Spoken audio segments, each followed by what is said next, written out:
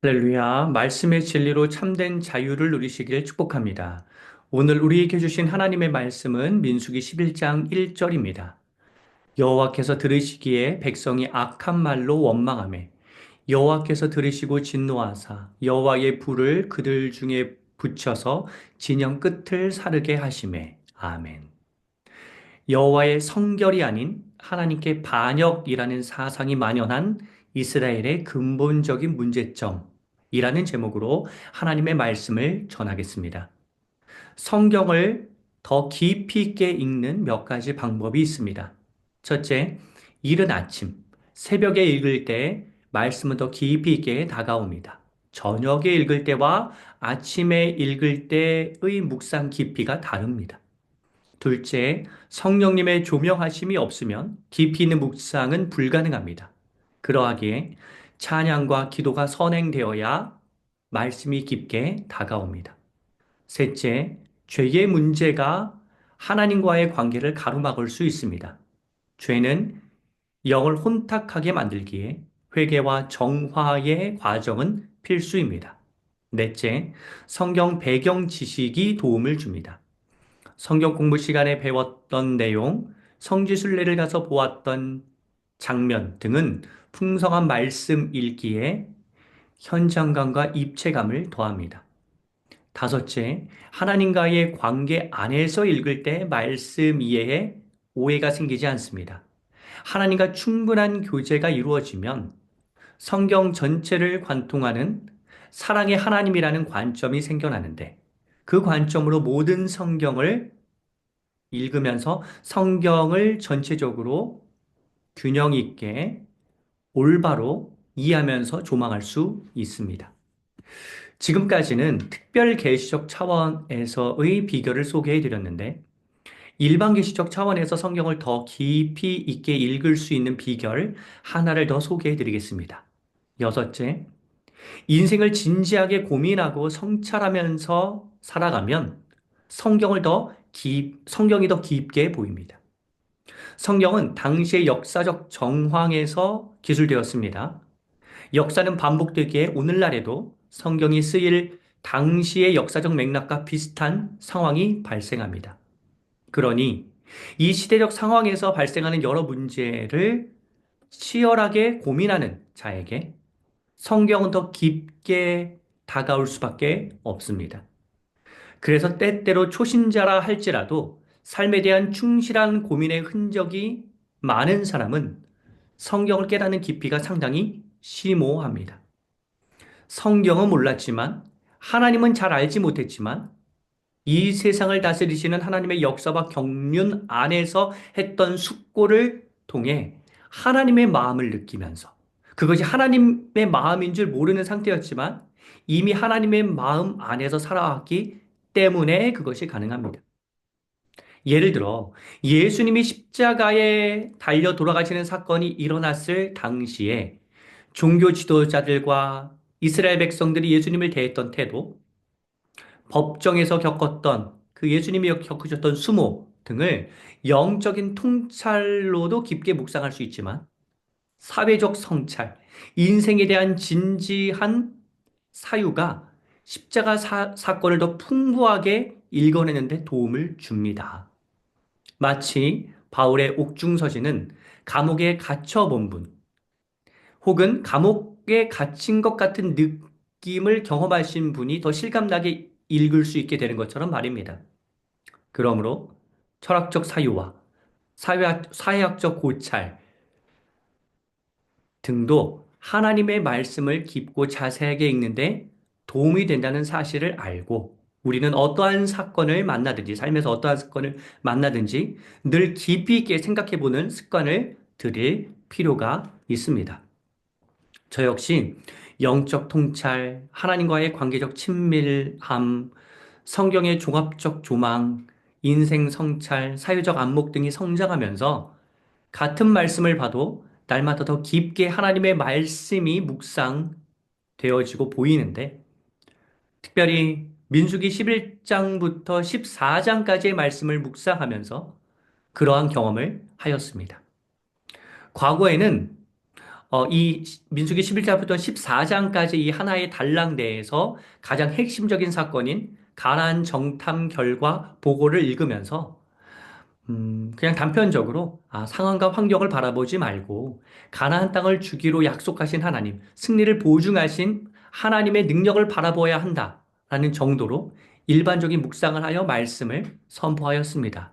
그런데 2025년 4월인 지금 이 단락을 묵상하면서 저는 이 가나안 정탐의 결과 보고는 단순히 일시적으로 이스라엘 백성들이 두려움에 휩싸였던 것이라기보다는 하나님을 향한 반역의 쓴뿌리가 얼마나 오랫동안 깊게 그들 안에 내재되어 있는지가 느껴지는 말씀으로 다가왔습니다. 민수기 11장부터 14장까지에 나타난 이스라엘 백성들을 면밀하게 관찰하면 그들이 얼마나 하나님께 불순종하고 반역을 일삼으며 하나님의 권위에 반항하는지가 낱낱이 드러나 있습니다. 이 네 개의 장의 포문을 여는 첫 번째 절인 오늘 읽은 본문 말씀 11장 1절에 나오는 악한 말로 원망이라는 이 표현은 마치 요한복음 13장부터 17장까지에 나오는 예수님이 제자들과 함께 하신 이 마지막 주간의 이야기를 시작하는 요한복음 13장 1절에서 예수님이 그들을 끝까지 사랑하신다라는 표현으로 시작하면서 전체를 열듯이 이 민수기 11장부터 14장까지의 전체적인 내용을 함축하고 있는 주제 문장으로서의 역할을 이 11장 1절 본문 말씀이 하고 있습니다. 이 구절에 관한 짧은 설교 영상 링크를 제가 걸어둘 테니 참고하시면 되겠는데 그 내용 중 일부만 언급하자면 악한 말로 원망은 단순한 차원의 일시적 감정이 아니라 심각한 수준의 습관화된 불순종의 상태를 일컫습니다. 이는 공동체 전체에 퍼져 있는 부정적인 영적 기류입니다. 이러한 공동체의 전체적인 분위기를 파악한 상태로 민수기 11장부터 14장까지를 읽으면 이 말씀이 더 처절하게 다가옵니다. 그래서 말씀을 읽으면서 영적으로 지치고 힘들게 될 수도 있습니다. 제가 이 말씀을 깊이 있게 묵상하면서 하게 된 제 고뇌가 담긴 글은 이 영상 설명란에 제가 남겨두겠고 민수기 11장부터 14장 본문으로 하는 설교에서 더 다루도록 하겠습니다. 아무튼 지금 이스라엘 백성들에게 만연한 하나님께 반역, 여호와께 성결과는 상반된 개념인 하나님께 반역이라는 그릇된 신앙의 흐름의 면면을 한번 살펴봅시다. 11장 매출하기 요구는 출애굽기 16장에 나온 그 신광야에서의 매출하기 공급과는 다르게 기본적인 욕구가 아니라 아무리 하나님이 적절한 공급을 해주셔도 만족할 줄 모르는 이스라엘의 탐욕과 불평의 극치입니다.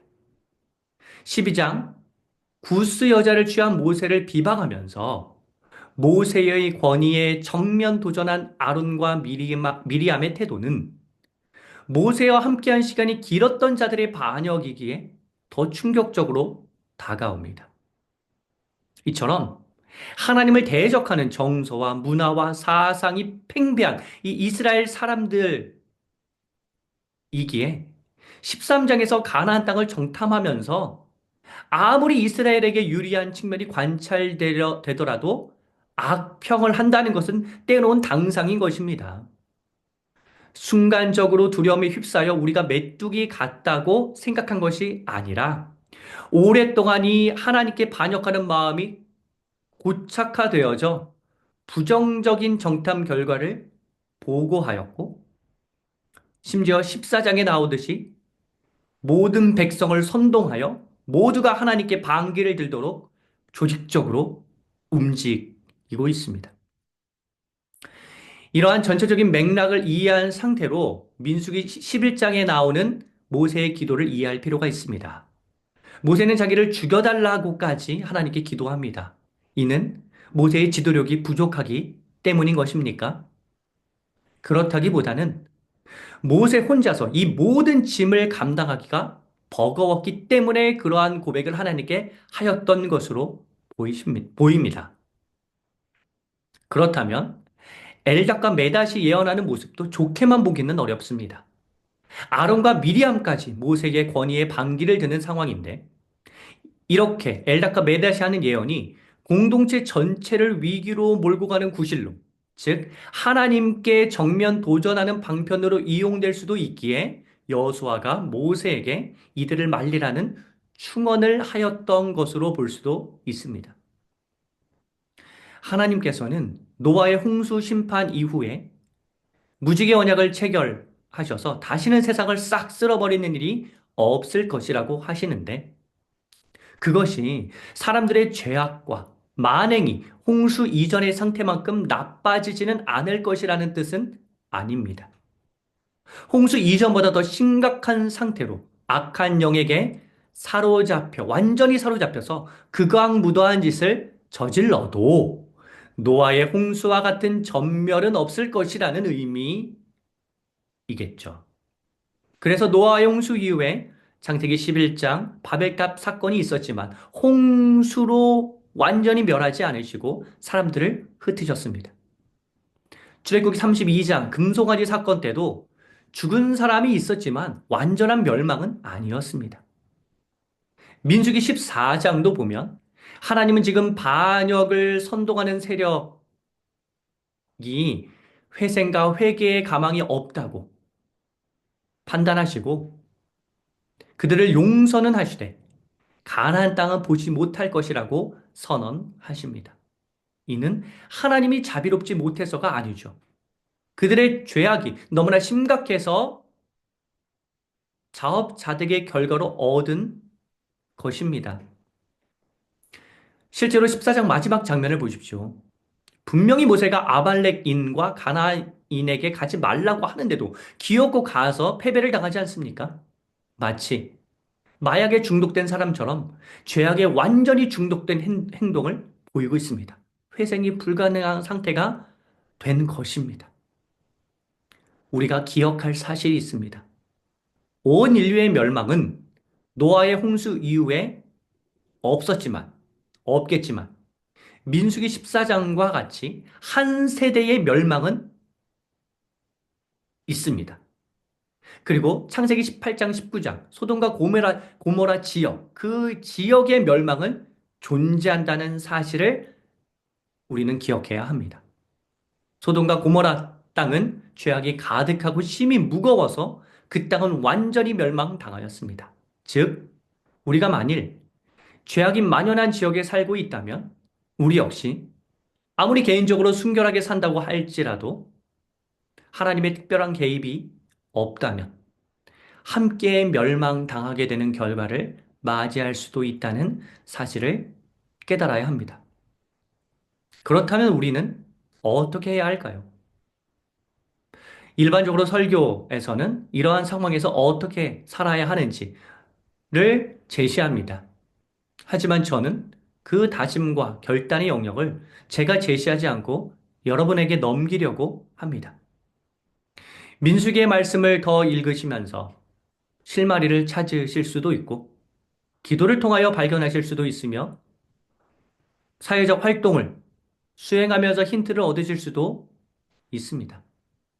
그런데 저는 해결책을 바로 제시하기보다는 지금 민수기 11장부터 14장까지에 나오는 이스라엘 민족 내에 깊게 뿌리 박힌 죄악이 얼마나 치명적인지를 오늘날 우리가 당면한 시대적 상황과 맞물려서 느껴보는 시간이 더 필요하다고 생각합니다. 그 시간은 고통스럽고 무거울 수 있을 텐데. 그래서 감정적으로나 영적으로나 힘든 시간이 될 텐데, 이 시간을 충분히 가지면서 우리가 어떻게 해야 하는지, 어떻게 나아가야 하는지를 하나님 안에서 조금씩 발견해 가면 좋겠습니다. 예수님의 십자가 묵상도 함께 하시면 좋겠습니다. 예수님이 얼마나 큰 치욕과 수치를 당하셨는지를 깊게 묵상하면서 부활의 소망도 중요하지만 십자가에 대한 깊은 묵상이 필요한 순간, 과정, 시간이 있듯이 예수님의 십자가, 이 세상에 퍼져 있는 심각한 죄악의 참혹성을 숙고하면서 거기에 매몰되지는 마시고 그렇게 십자가와 우리의 죄악에 대해서 다시 한번 깊게 묵상하면서 어둠 속에서 빛으로 오신 예수님을 발견하여 모두가 조금씩 조금씩 소망의 자리로 나아가고 소망을 더 깊게 품게 되는 시간, 과정이 되기를 간절히 소망합니다.